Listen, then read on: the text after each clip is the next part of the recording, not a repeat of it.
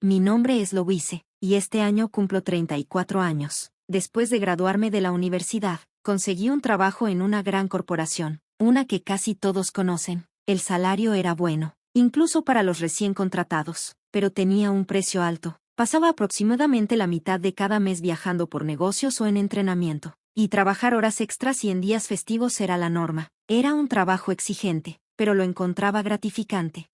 Cuando cumplí 28 años, me ascendieron a jefa de departamento, un ascenso rápido, especialmente para una mujer. Hace 4 años, me casé con Brian, mi novio de 2 años. Nos conocimos a través de un amigo en común. No estaba particularmente interesada en salir con alguien, pero mi amigo estaba preocupado por mí y nos organizó una cita. Nunca me vi casándome. Pensaba que podría vivir mi vida entera soltera, pero Brian era diferente. Desde el principio, fue claro: quiero casarme pronto. También quiero tener hijos. Criarlos cuando seamos mayores va a ser más difícil, ¿no crees?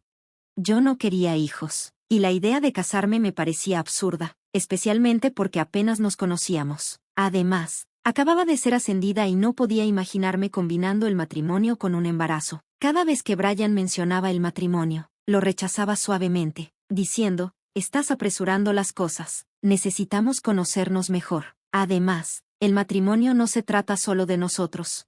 En respuesta, Brian sugirió: está bien, entonces casémonos después de salir durante 2 años. Para entonces, nos conoceremos bien, ¿no?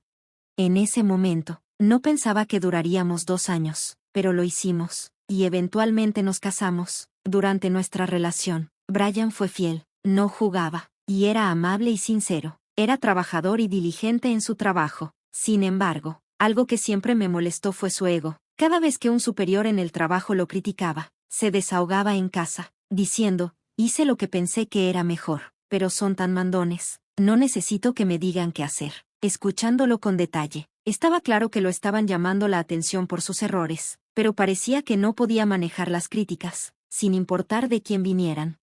Cuando planeamos una cena para presentar a nuestras familias, Brian eligió un restaurante que cobraba más de $200 por persona y me pidió que cubriera la mitad del costo. Como era tan caro, sugerí un lugar más asequible, pero Brian insistió: esto es importante. Si elijo un restaurante barato, pensarán que soy tacaño, y no cedió. Si ese era el caso, pensé que debería pagarlo él mismo, pero dijo: no puedo permitirme cubrir a 8 personas con mi salario, como máximo, quizás 3, así que por favor cubre a las otras 5. Al final, terminé pagando más de la mitad. Éramos 4 personas de cada familia, sumando 8 en total, y aún así Brian insistió en un restaurante de más de $200 por persona, aunque no podía ni siquiera cubrir la parte de su propia familia. No estaba entusiasmada con su plan, y me dejó aún más desconcertada cuando le dijo a todos en la cena: no se preocupen por la cuenta hoy, yo me encargaré de todo. Pero todos parecían felices, así que decidí dejar que él tomara la iniciativa. Me guardé mis pensamientos, pero mirando atrás, creo que cometí un error. Lamento no haber cancelado mi matrimonio con Brian, un hombre tan egocéntrico.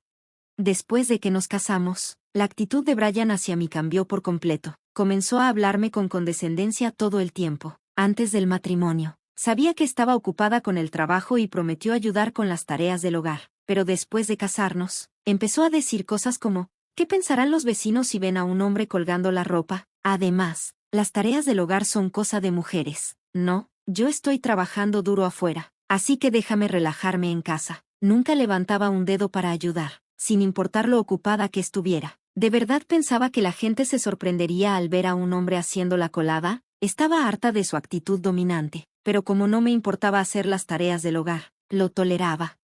Lo que realmente me afectó fue que Brian le diera dinero a sus padres. Aunque sus padres eran agricultores, parecía que estaban teniendo dificultades para llegar a fin de mes. Parecía que tampoco habían ganado mucho en el pasado y, ahora que se acercaban a los 70 años, la agricultura se estaba volviendo más difícil. Por esta razón, llamaban a Brian con frecuencia, pidiéndole que enviara dinero. Al principio, pensé que no se podía evitar, ya que estaban teniendo problemas. Pero dentro de los 6 meses de nuestro matrimonio, Brian comenzó a dar todo su salario a sus padres. No contribuía en nada a nuestros gastos de vida. Una vez le dije: esto es demasiado. Es ridículo que yo cubra todos los gastos con mi salario solamente. Pero Brian respondió: ¿cómo puedes decir tal cosa cuando mi familia está en problemas? Ellos también son tu familia. Además, ganas más dinero que yo, así que deberías poder manejarlo. Y no me escuchaba. Al hablar por teléfono con sus padres, Brian siempre decía, está bien, yo me estoy encargando de todo con mi salario. No dejaré que ella diga nada al respecto. Parecía que solo estaba enviando parte de su salario, pero en realidad, estaba dando todo a sus padres. No le quedaba dinero para sí mismo y comenzó a pedirme dinero, diciendo, ¿puedes darme unos $200? A este ritmo, ni siquiera podré pagar el almuerzo. Eso fue la gota que colmó el vaso para mí. Le sugerí, establezcamos un límite mensual de cuánto le enviamos a tus padres. Por favor, encárgate de cubrir tus gastos de almuerzo por tu cuenta. Pero Brian siempre decía, entendido, lo haremos así, y aún así continuaba enviando todo su salario a sus padres. Eso era algo que ya no podía tolerar. Un día, tuve que estar fuera de casa durante unas 2 semanas por un viaje de negocios. La respuesta de Brian fue, ¿qué? ¿2 semanas? ¿Entonces qué voy a comer? ¿Y qué pasa con mi ropa? Aunque él sabía.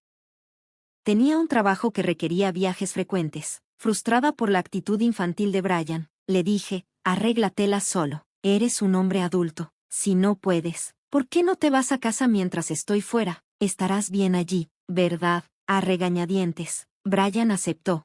Cuando volví a casa 2 semanas después, me sorprendió encontrar a Elizabeth, la hermana de Brian, en nuestra casa. Ella vivía un poco lejos, y no nos habíamos visto desde la boda. Me pregunté si algo había pasado, pero antes de que pudiera preguntar, Elizabeth me saludó con una gran sonrisa y dijo, hola, lo hice, ha pasado un tiempo. Ah, y sobre el dinero, fue un salvavidas. Muchísimas gracias. Sus palabras no tenían ningún sentido para mí. Sin siquiera tener la oportunidad de guardar mi equipaje, le pregunté a Elizabeth, ¿dinero? ¿De qué estás hablando? Elizabeth, sin dudarlo, respondió, Brian dijo que como tienes algunos ahorros, él proporcionaría el capital inicial que necesitaba. Me dijo que no me preocupara porque tienes al menos $1.000.000.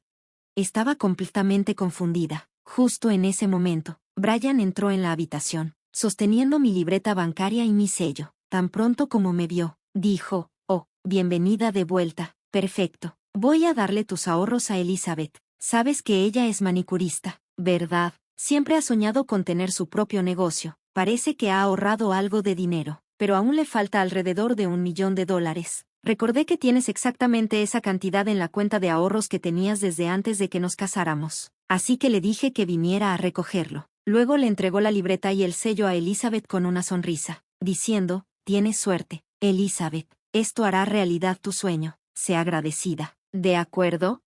No pude contenerme más y le solté, ¿de qué estás hablando? Ese es mi dinero. ¿Por qué estás decidiendo qué hacer con él por tu cuenta? Quiero decir, podría entenderlo si dijeras que quieres prestárselo. Necesitaríamos un pagaré y una promesa de devolver cierta cantidad cada mes, ¿verdad? Pero, ¿qué quieres decir con simplemente regalar los ahorros de otra persona? Le arrebaté la libreta y el sello a Elizabeth. Brian me miró y dijo, ¿qué? Somos familia, ¿no? Es ridículo escribir un pagaré para los miembros de la familia. Además, no lo estamos prestando, lo estamos dando. No tienes ni siquiera un pasatiempo porque siempre estás trabajando, ¿verdad? Es un desperdicio simplemente tener ese dinero ahí. Elizabeth tiene un sueño, ¿no es más significativo usarlo para hacer realidad ese sueño? Luego me miró con desdén. Al escuchar las palabras de Brian, me di cuenta de que no podía comunicarme con él. Justo cuando estaba a punto de rendirme con la conversación, Brian añadió, este dinero es demasiado bueno para ti, así que se lo estoy dando a Elizabeth. Tú solo lo desperdiciarías. Puedes simplemente trabajar y ahorrar de nuevo. ¿Entendido? Si todavía quieres discutir, nos divorciaremos. En ese momento, una idea surgió en mi mente. Respondí rápidamente, de acuerdo, divorciémonos. Escribiré los papeles y te los enviaré. Vendré a recoger mis cosas pronto. Hasta que el divorcio esté finalizado, me quedaré en un hotel. Adiós por ahora. Y con eso, agarré mi equipaje del viaje de negocios y salí de la casa sin mirar atrás. Brian se quedó atónito por mi decisión repentina, pero después de un rato, comenzó a enviarme mensaje tras mensaje, diciendo cosas como, todavía puedes regresar si te disculpas ahora, y, Elizabeth dice que te perdonará por lo que pasó hoy siempre y cuando le des el dinero, así que deja de ser terca y vuelve. Ignoré cada uno de sus mensajes. ¿Quién se cree que es? Al día siguiente, fui al ayuntamiento y envié los papeles de divorcio firmados de vuelta a casa. Incluso entonces, Brian seguía enviándome mensajes. diciendo cosas como, ¿estás realmente segura de esto? Voy a entregar los papeles de divorcio. ¿De acuerdo? Solo respondí con, por favor, entrégalos lo antes posible, y ignoré el resto. El divorcio se finalizó más rápido de lo que esperaba. Una semana después, mientras Brian estaba en el trabajo, trasladé mis pertenencias a mi nuevo lugar. Cuando Brian me había enviado un mensaje sobre entregar los papeles de divorcio, dijo, me siento genial al poder divorciarme de una mujer fea como tú. Ahora somos extraños. Asegúrate de dividir nuestra propiedad correctamente ya que estamos divorciados. Así que dejé la mayoría de los muebles y electrodomésticos atrás. Al mismo tiempo, deposité la mitad de los pequeños ahorros que habíamos acumulado durante nuestro matrimonio en su cuenta bancaria y lo dejé allí. Esa noche, Brian me llamó múltiples veces. Al principio, ignoré las llamadas, pensando, aquí vamos de nuevo. Pero luego comencé a recibir llamadas de Elizabeth también. Finalmente, contesté el teléfono, y Brian inmediatamente gritó, oye, ¿qué pasó con la división de bienes? Esto es ridículo. Solo hay $800 en esta cuenta. Pensé para mis adentros, tal como lo esperaba. Le respondí a Brian, mira, si dividí los bienes, originalmente teníamos $1,600 en nuestra cuenta conjunta, ¿verdad? Te dejé la mitad, $800. Los muebles y electrodomésticos se compraron después de nuestro matrimonio, así que los dejé allí. Esa es una división justa de nuestros bienes maritales, ¿no crees?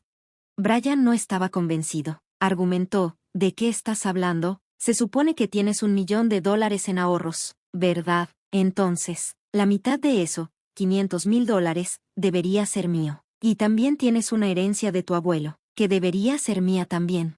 Me quedé atónita y no pude evitar reírme. Ya lo había previsto. La disposición de Brian para divorciarse tan fácilmente lo había insinuado. Logré contener la risa y le expliqué, Brian, la división de bienes se refiere únicamente a los activos maritales. Mis ahorros personales de antes de nuestro matrimonio y mi herencia no forman parte de eso. Consulté a un abogado y dividí nuestros bienes maritales de manera justa. Todo el dinero que ahorramos después de casarnos lo gané yo. Tú nunca contribuiste a los gastos del hogar. Agradece que siquiera dividí eso.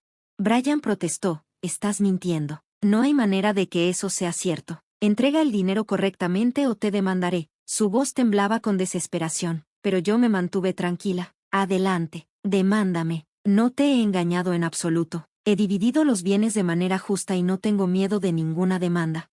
Al escuchar esto, Brian se puso nervioso y dijo, espera, olvidémonos del divorcio. Me equivoqué, vuelve conmigo. Estaba retrocediendo, suplicando una reconciliación. Le respondí, ¿de qué estás hablando? El divorcio ya está finalizado, y no tengo intención de volver. Esto no es una broma. Luego añadí, ya que esto ha terminado, déjame aclarar una cosa. Si te quedas allí, tendrás que pagar el alquiler tú mismo. Son alrededor de $1,800 al mes, lo cual probablemente no sabías porque nunca lo has pagado.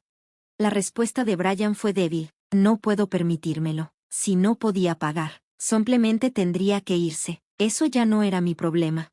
Parece que Brian terminó mudándose de nuevo con sus padres porque no podía permitirse el alquiler. Incapaz de cubrir los gastos de mudanza, vendió los muebles y electrodomésticos que dejé atrás. Sus padres, creyendo que aún ganaba bien, lo recibieron con alivio, pensando que aliviaría su situación financiera. Sin embargo, Brian no pudo enviarles tanto dinero como antes y tuvo dificultades para adaptarse. Elizabeth había estado preparando para iniciar su propio negocio, asegurada por Brian de que el dinero no sería un problema, pero como no recibió ni un centavo de mis ahorros, sus planes de emprendimiento se detuvieron. Tuvo que cancelar sus preparativos y sufrió como resultado. Brian enfrentó la frustración de Elizabeth, pero eso ya no era mi preocupación. Ahora estoy enfocada en mi trabajo y viviendo sola. He tenido suficiente del matrimonio. Todavía recibo mensajes de Brian queriendo reconciliarse, pero los ignoro completamente. Es algo gracioso escuchar sobre su situación de vez en cuando, pero estoy planeando bloquearlo pronto.